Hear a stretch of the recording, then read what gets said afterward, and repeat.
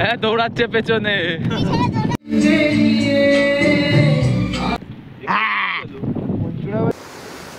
এটা হচ্ছে ক্যামেরাম্যান দুটো। Hello everyone, welcome back to my channel. তো চলে এসেছি সেকেন্ড পার্ট নিয়ে।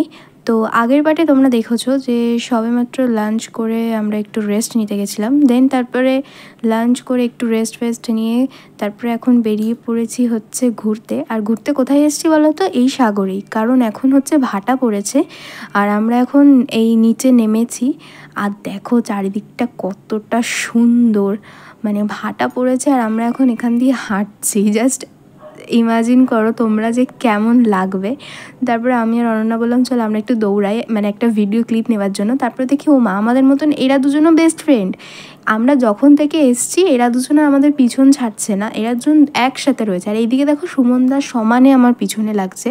তারপরে ওখান থেকে এসে খুব তাড়াতাড়ি রেডি হয়েছি, কারণ অনেকটা রাত হয়েও আসছে আর এখানে হচ্ছে 9টার আগে সব কিছু সেলিব্রেট করে নিতে হবে, কারণ 9টার পরে আর বেশি গান বাজনা বাজানো যাবে না। তো তারপরে হচ্ছে অনন্যা আর অভিদার হচ্ছে সেলিব্রেট হবে অ্যানিভার্সারিটা, তো সেই কারণেই। তো তোমরা দেখতেই পাচ্ছ অভিদা কি সুন্দর অনন্যাকে হাত ধরে নিয়ে আসলো। আর এখন হচ্ছে কেক কাটিংয়ের পরে অভিদা সকলকে কেক খাইয়ে দিচ্ছে।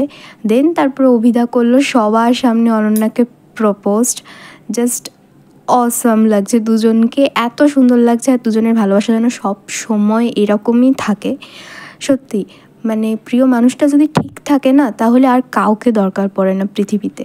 তো এই যে দেখতে পাচ্ছ আমার লুক, আমি খুব সিম্পল একটা লুক করেছি, কারণ আমি খুব একটা বেশি সাজিনি, সাজার টাইমই পাইনি। ওই যেটুকু না সাজলে নয় সেটুকু। Good morning guys. কালকে রাতের আর কোনো ক্লিপ আমি নিতে পারিনি, কারণ সেলিব্রেশনের জন্য আমি পুরো ভুলে গেছিলাম। তো এখন হচ্ছে রেডি হয়ে গেছি, কারণ হচ্ছে এখন বেরোবো আমরা। তার আগে চলো টিফিনটা করে নিই। টিফিনে ছিল লুচি, ঘুগনি, একটা ডিম সেদ্ধ আর একটা হচ্ছে রসগোল্লা। ভালোই খেতে ছিল। তারপরে হচ্ছে টিফিন খেয়ে আমরা হচ্ছে সব লাগেজ ফাগেজ নিয়ে ব্যাগপত্র নিয়ে আমরা এখন বেরিয়ে পড়েছি। আর এখন হচ্ছে আমরা হাঁটছি। আর এই সেই এই রাস্তাটা যতবার আমি যাচ্ছি ততবারই আমার এত ভয় লাগছে, কারণ বাসগুলো অনেক দিন পুরনো হয়ে গেছিলো তো তাই জন্য।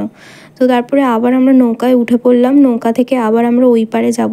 আগের ব্লগে যে তোমরা দেখেছো যে আমরা নৌকা করে ওপার থেকে এপারে এসেছি, তো এখন এপার থেকে ওপারে যাব। তারপরে হচ্ছে ট্রেনে উঠে পড়েছি, আর ট্রেনটা দেখো পুরো ফাঁকা। সকালবেলার টাইমে তো ফাঁকা থাকবেই। তো এখন হচ্ছে আমরা যাচ্ছি বাড়ির দিকে, আর অনেক এনজয় করে নিয়েছি। তো ভিডিওটা এই অবধি স্টপ করছি। কেমন লাগলো ভিডিওটা অবশ্যই কমেন্ট করে জানিও। ভালো লাগলে লাইক করে দিও, শেয়ার করে দিও, আর সাবস্ক্রাইব করতে একদমই ভুলো না। তো দেখা হচ্ছে আবার বাড়িতে গিয়ে অন্য কোনো ব্লগে। তো টাটা।